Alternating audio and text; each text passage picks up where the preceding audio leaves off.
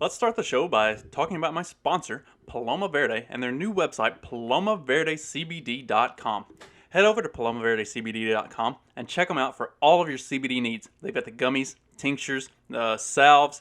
So if you're needing anything to maybe chill you out, something to help you get mellowed out, something for your joint pain and stiffness, go over to palomaverdecbd.com and give them a check out.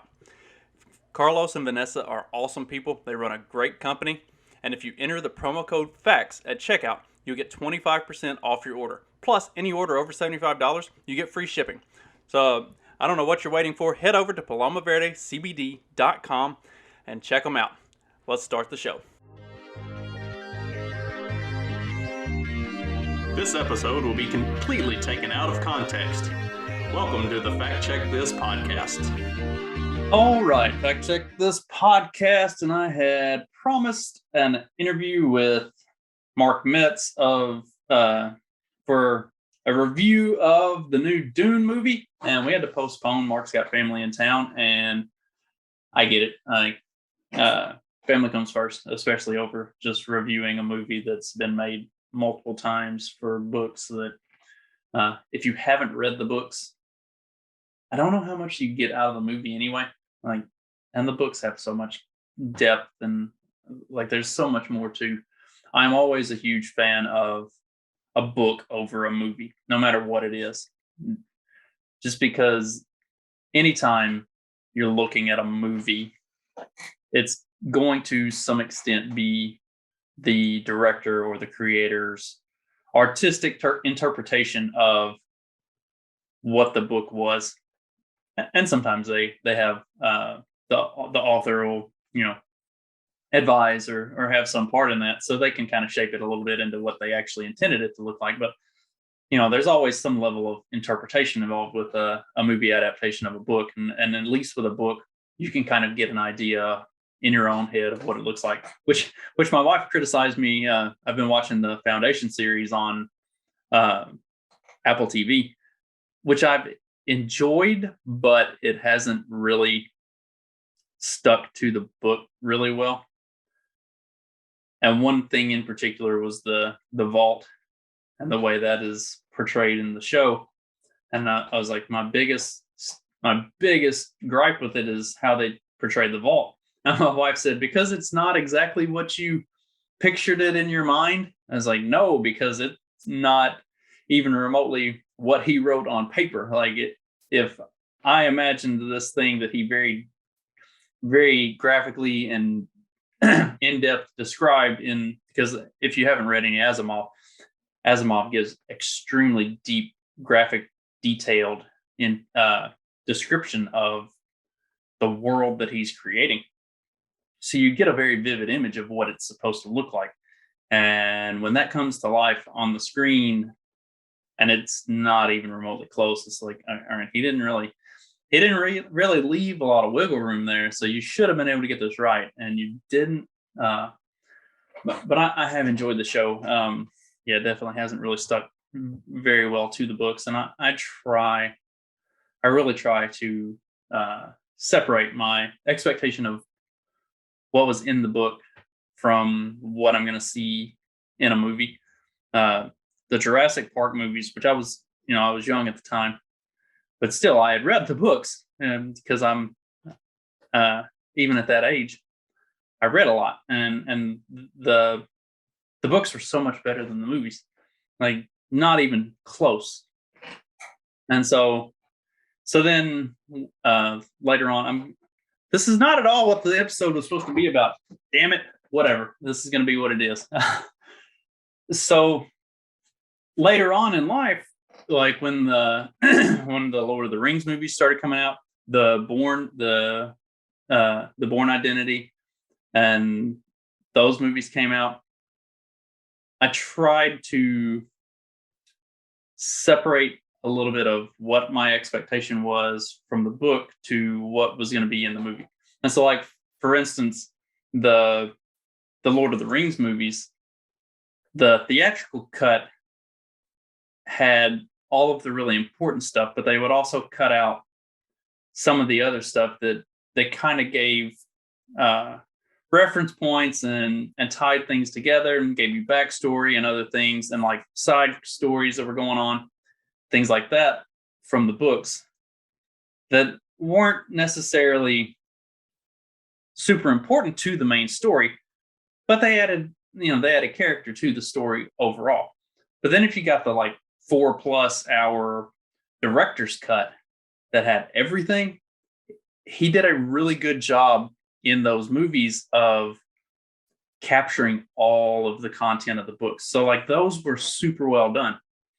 But then if you watched, say, the Bourne trilogy, the Bourne Identity, Bourne Supremacy, and the Bourne Ultimatum, uh, they more or less took the character of Jason Bourne and then they kind of told a different story. And I watched some of the making of that, and like they were very clear from the onset that like we are not trying to recreate the book trilogy. We are creating a thing out of this. Like we're making it its own story. And the way that they did the story for the movies was really, really good. Like I love those movies. And the way that Robert Ludlum wrote the stories for the books, I really love the books. But there's no way those books could be put into movie form without it being NC-17. Like that it would be not so much that it was like really graphic, but the way the books kind of the violence and the action and some of the graphic nature of it. Like the books were very hardcore spies, action, like lots of stuff going on that I just don't know how it translates into movie form really well and gain become something that people are going to want to go see, because it was very, very nuanced and there's a lot of twists and turns and stuff in the books, and I loved it. But I understood the purpose of doing the movies kind of as their own standalone thing, because it's hard to tie those books into movie form, in my opinion. And then there's other stuff,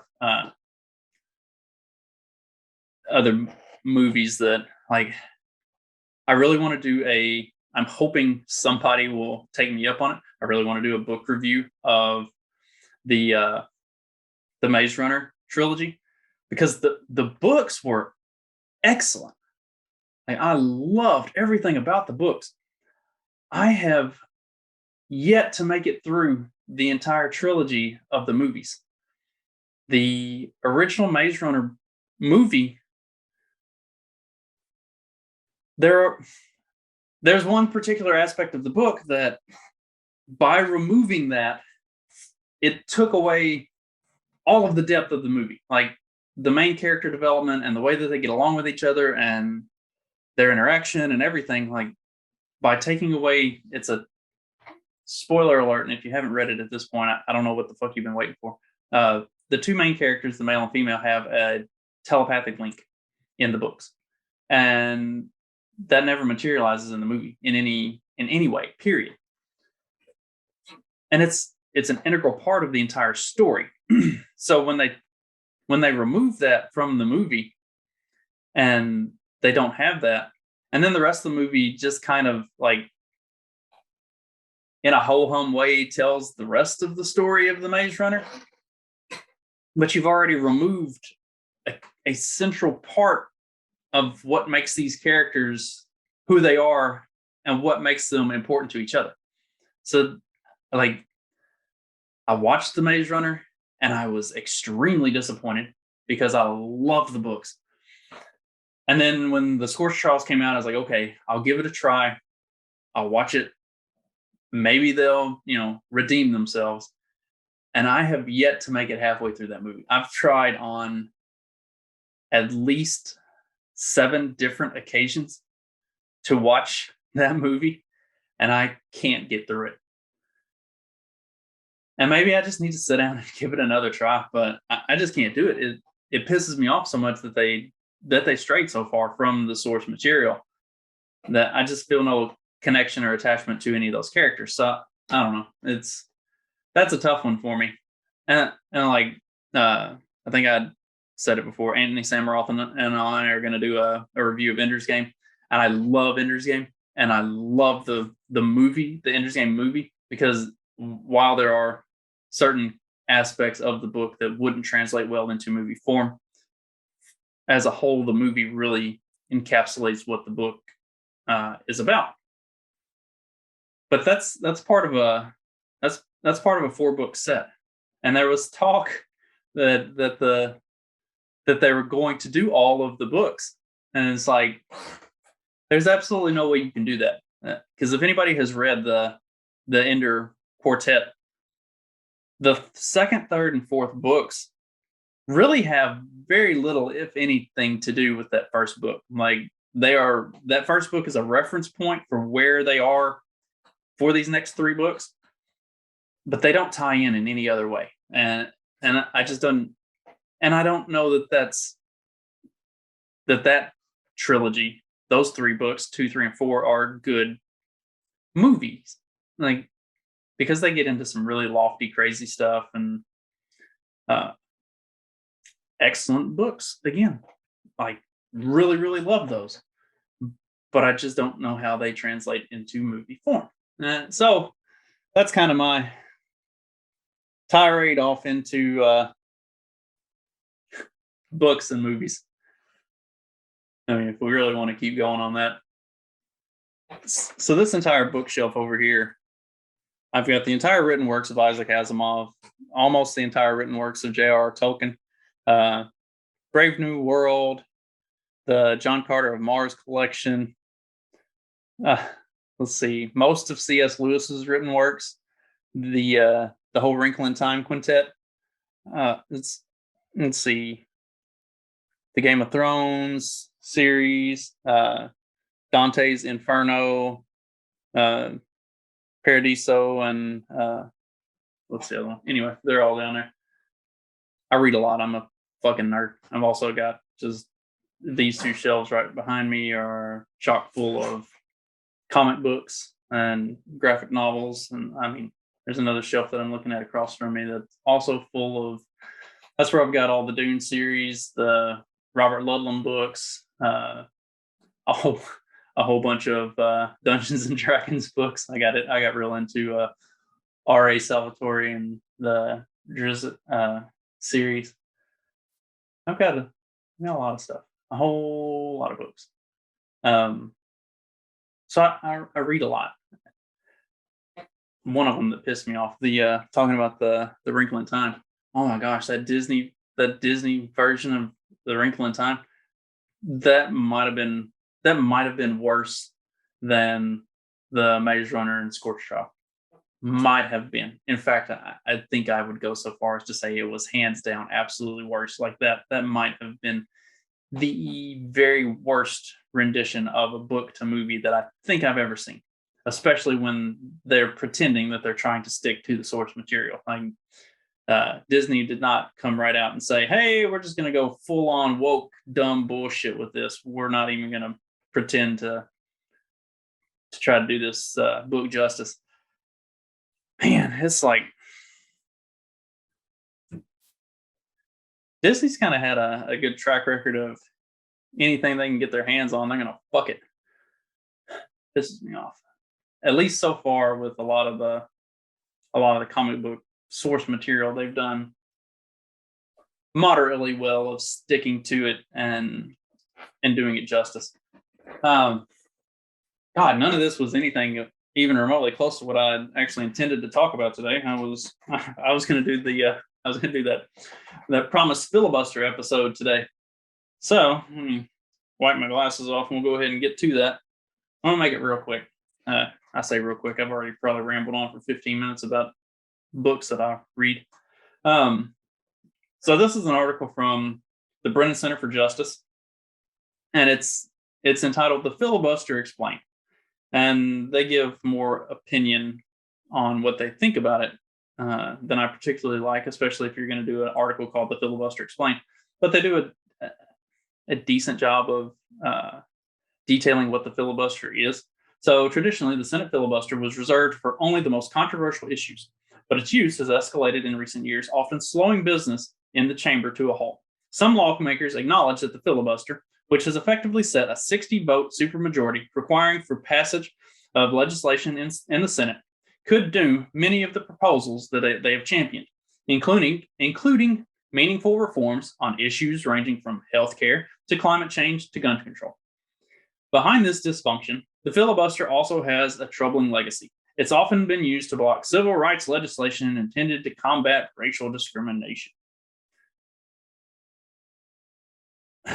So that's kind of their intro.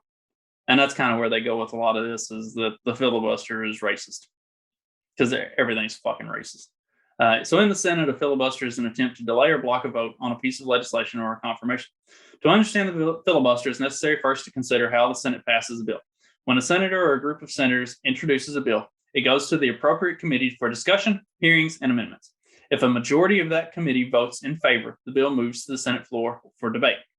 And once a bill gets to a vote on the Senate floor, it requires a simple majority of 51 votes to pass after debate has ended. But there's a catch.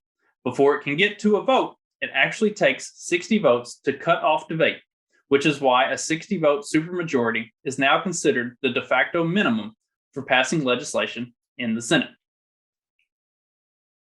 Under the original Senate rules, cutting off debate required a motion that passed with a simple majority. But in 1806, after Vice President Aaron Burr argued that the rule was redundant, the Senate stopped using the motion. This change inadvertently gave senators the right to unlimited debate, meaning that they could indefinitely delay a bill without supermajority support from ever getting to a vote. This tactic is what we now know as a filibuster. So in 1917, the Senate passed Rule 22, or the Cloture Rule, which made it possible to break a filibuster with a 2/3 majority. In 1975, the Senate reduced the requirement to 60 votes, which has effectively become the minimum needed to pass a law. And I could go through all the rest of the dumb shit that's involved with this, because they do get into a lot of their personal distaste for the filibuster, because they claim that it's used because the filibuster is racist. Obviously, everything is racist that the left doesn't like, and that's the way it's going to be for forever, probably. But here we are.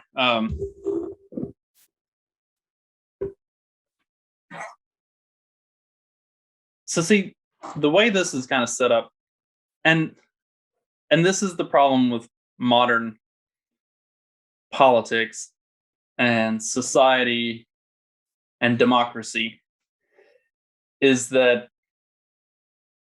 we are a country of fucking morons. Collectively, human beings are stupid. That is not to say that individuals aren't smart, but collectively, human beings are fucking stupid, and we're pack animals. Sadly enough, we are lemmings. And talking about foundation, like I'll end up doing the review on it eventually with Matt. But like one of the central premises of foundation is that humans are predictable on a large scale. You know, if you're looking at all of humanity and you look at history, and I mean, if you really think hard about it, then you don't even have to think that hard. If you just kind of look at it a little bit, this is very empirically true throughout history. But if you look at humanity as a whole, as a sum of all of its parts, it's extremely predictable. It goes through the same patterns and cycles and flows and rhythms, and we're in the middle of one of them right now, right the fuck now. I mean, we are Rome happening all over again. Humanity goes through these cycles because we are fucking stupid animals that keep doing the same shit over and over again. So if you look at humanity on that large scale, it's extremely predictable. And so the premise of the original foundation is this mathematician looks at all of those things throughout tens of thousands of years of human history and says, okay, this is what's going to happen. I can predict the future based on the past.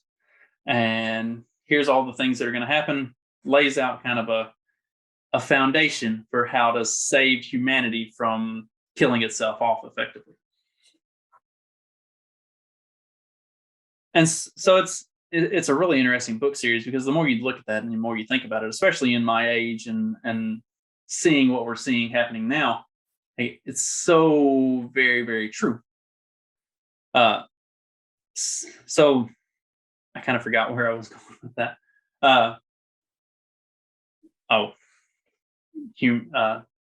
U.S. being full of fucking morons. So the way that the country was founded and the intent of the structuring of the government, it was not meant to do things. Government was not supposed to function efficiently. Quite the opposite. Government was supposed to be a gridlock. Things were supposed to go to the government and then fucking die and nothing get done. And then it could be left to states and local governments to govern themselves based on what was best for where they are in particular. The federal government was never meant to be this thing that it's become. But people are fucking stupid, and they need to have their hands held and be led through life. So here we are with what we now have as the federal government. And the reason that the filibuster and every other mechanism that has been built into government to prevent the government from becoming this monolith that it is now is because people are so dumb they don't understand that the federal government has never been able to and never will be able to effectively govern what is right for 330 million individuals. Your state cannot govern what is right for whatever it is, the 5 million individuals that live in it. Local governments and communities are where it's supposed to come to. The states are supposed to kind of organize that and keep things and keep a structure for everybody living within, that specific boundary. But it's local is where it's always supposed to have been. But because humanity goes through these same patterns and cycles, and we really are just a giant flock of sheep that have slightly higher brain function than sheep and opposable thumbs, here we are. So the challenge is, and thank God for Joe Manchin and the moderate Democrats, because they have successfully killed much of what might have otherwise gotten through here over the last several years with a Democrat-controlled Senate.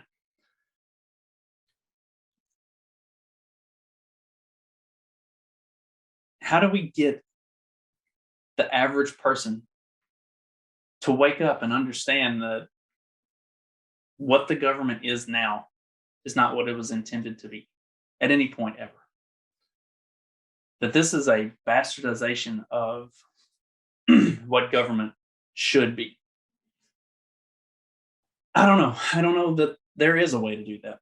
And that's why I lean towards anarchy and saying fuck the system entirely and ducking off into the woods somewhere and doing my own thing, which I highly suggest that everybody should do. So that's the quick. I didn't go as in depth on the filibuster as I had originally intended to, mostly because I spent more time talking about books and movies than I had intended to. But it is what it is. I have a lot of books, and I would much rather talk about those than any of this political dumb bullshit. Because at this point, politics is just a giant circle jerk. And the really fucked up thing is, we're the ones in the middle of the circle. We're not even getting the good jerk. Fuck it. That'll be it for today. I'll be back Wednesday with, I don't know. We'll figure that out when the time comes. Actually, Wednesday I might just do a live stream episode on Wednesday, because I Tuesday is my last day of this work block. And I'm working 12-hour night shifts. So I might do a late episode Wednesday, like noonish or early afternoon, and just do a live stream and maybe look at a book and talk shit about whatever kind of hits me. So we'll see.